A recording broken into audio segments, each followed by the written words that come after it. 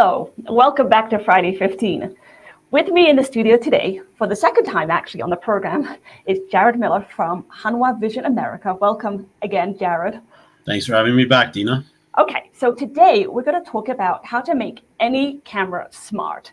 And the foundation of that conversation has to be camera analytics. Analytics is really the foundation of all that smart stuff. But I can already hear when we talk about analytics, and I'm going to put this up right now, it's analytics ad nauseum. We hear it so many times, it's almost become tiresome. It's like vanilla ice cream every day. So why is this conversation different? Why, first of all, maybe say, why has the word analytics made us almost roll our eyes? I think that the problem has been that historically video surveillance manufacturers have made promises that were not exactly honest and didn't deliver in the way that the end user expected them to. And I think that as technology has progressed, we're finally in a position where we can give the end user what they thought they were getting 10 or 15 years ago. Okay, that's a very bold statement you just made. That maybe we weren't as honest I am, So when you say that, what wasn't working? What was promised and what was not delivered? Well, so when somebody who does what I do now would come in and talk to our sales team, they would say, these cameras can do motion detection. These cameras can do object left behind, loitering detection, etc. The disingenuous part, or the part where there was a disconnect with the technology, was that it was pixel-based analytics, meaning that the camera is looking for a pixel change on the scene. So where you have your virtual line, if the sun moves a little bit or a shadow is created, the camera is fooled into thinking that somebody has crossed this line.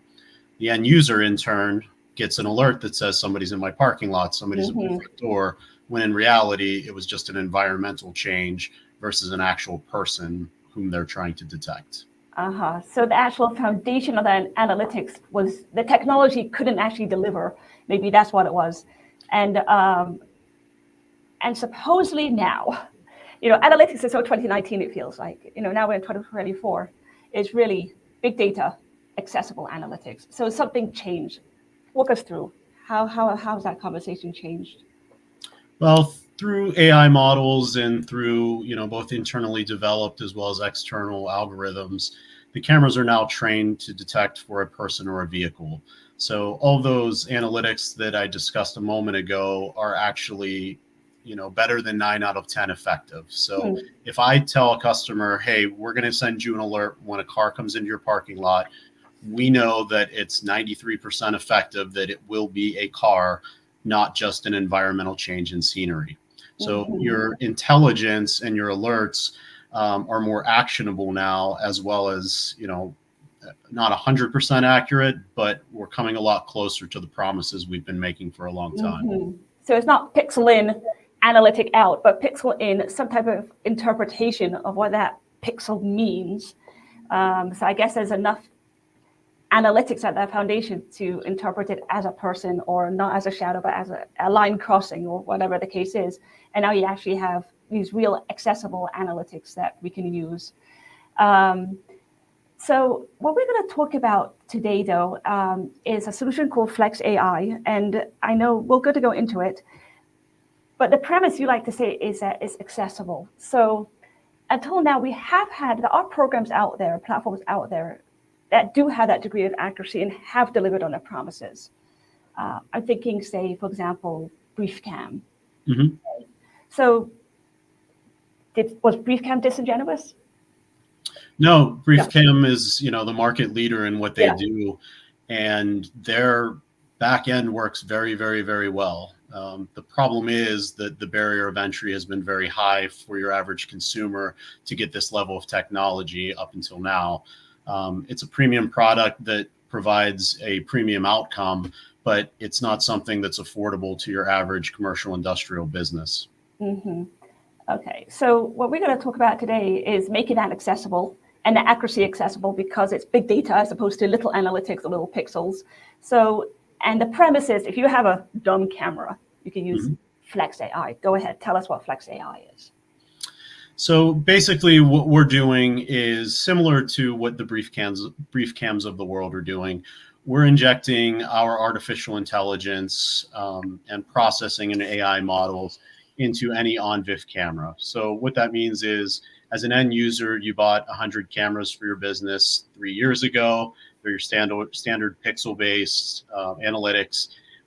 Obviously, like I said prior, that's not delivering what they maybe hoped they were going to be able to deliver.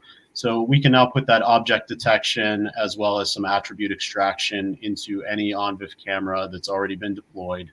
Or we can allow the end user to sort of choose their own adventure and train their own AI model in order to customize those analytics as per their business need. Okay, so just kind of stepping through that step by step. So Flex AI, what is it? A software? Is it a piece of hardware? What exactly is it? It's a piece of hardware that resides between the camera and the VMS that, again, is injecting that technology into that chunk of cameras. So it is selectable. It's not the model where all of your cameras need to be smart. Maybe a business identifies that they have 12 cameras that they would like this technology in. They can use it on just those 12 cameras, while the other cameras can still be the, quote, dumb cameras that don't need the higher level of intelligence. Okay, so you put it, so it's a bit like an NVR. You put it somewhere like maybe next to your server or somewhere, wherever. How many cameras can it control? As of today, we have an 8-camera box, but you can use multiple 8 cameras. We have a 16 that should be available later this year as well. Okay, so if you identify maybe 8 cameras on a parking lot or 8 cameras on some type of area that you want to have that type of high level, sophisticated, accurate analytics, you can put this thing, Flex AI, there and make that happen. And then is it connected to the cloud? Like, how do you actually control it? As of today, it would be on-prem, though we do have a cloud platform that we're launching soon, but that's for another conversation. So everything would be done on premises.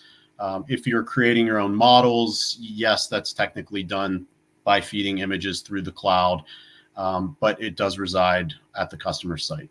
Okay, so, but thinking about the actual application and what it can do differently to the old style analytics, think of an example. So how specific can it actually get? Let's think of an environment. Can you give some examples? Yeah, absolutely. So ultimately, AI is looking for a true false model. So you're teaching it this is something or it's not a something. So for example, a grocery store might want to know how many shopping carts they have in their parking lot. A hospital, I just met with a hospital a couple of weeks ago, and they told me a story about a patient who was left in a wheelchair in the parking lot unattended. So they have a high level of interest in, we want an alert when a wheelchair is present for this amount of time so that we can go investigate the situation.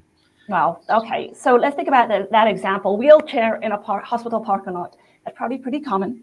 Those people go and abandon the wheelchairs. Can it detect a person unattended in a wheelchair in a parking lot? Potentially. It would, as of today, I would say the highest level of accuracy is going to be a loitering analytic, meaning that the object is within this box, it's unmoved for a period of time, and that's programmable or accessible. In the winter, you probably would want to know if there's somebody in a wheelchair unattended for only a couple of minutes. Yeah. When it's warmer or in a warmer climate than we're in, maybe that's 10 minutes, but it's 100% end user driven. They create their own parameters. They tell us what's important. We shepherd them through that process. Cool. So that's really something different than here, because it's how to train your dragon, how to train your AI, your Flex AI. So this element of training that comes with AI and big data. So first of all, just walk us through that process. So if you want to say, I'm thinking, say a manufacturing facility, they want to make sure that everyone's wearing bright yellow jackets. Okay. Do they have to train that?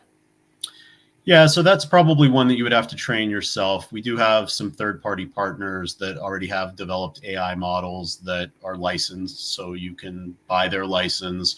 The algorithm has already been perfected, but those are still sort of in that pre-canned environment where it's trying to be everything to everybody without being specific. So if you were to train your own model, you're basically feeding images of whatever you're trying to make the camera aware of. We say a minimum of 10, but the more you feed, the more accurate it's going to be because of, environmental variables, or yellow looks like red, or red looks like orange. A wheelchair looks like a shopping cart. So the more you invest in creating your AI model, the more accurate it's going to be. Okay, so you get these Flex AI comes with these pre-canned applications. Like, can you give us examples of pre-canned? Certainly. So what we already have available in our onboard and our P-series cameras, so that would be attribute extraction, which is male or female, top color, bottom color, hat, glasses, backpack, or in the vehicle side, color, make, model of vehicle. Those are available, just plug and play. If you need a higher level of sophistication, you're not just looking to categorize vehicles into a car, a truck, a bus, but you want to know, is it struggling on the vehicle side, but like we talked about, shopping carts, wheelchairs, a tractor trailer in a logistics company pulling up to the dock. Right. So yes, so you want to get alerted when maybe a sort of delivery truck comes in, a UPS truck or whatever. So you can train it on UPS trucks, and that's probably quite defined, right? Because it's certain brown, a certain shape, and 10 pictures. You put it into your model, and then it will alert you. Yeah, we say 10's the minimum. So again, the more the better, the more accurate it's going to be. But again, that's something that we work directly with the end user as well as the integrator to sort of move them through that process to make sure they're getting what they're looking for. Okay, so we spoke about different kind of flavors of using AI in camera analytics. So you could go really expensive to these big platforms that take all the cameras and put it on this, AI, an enterprise-grade AI platform. You could go accessible like this and choose a batch of cameras.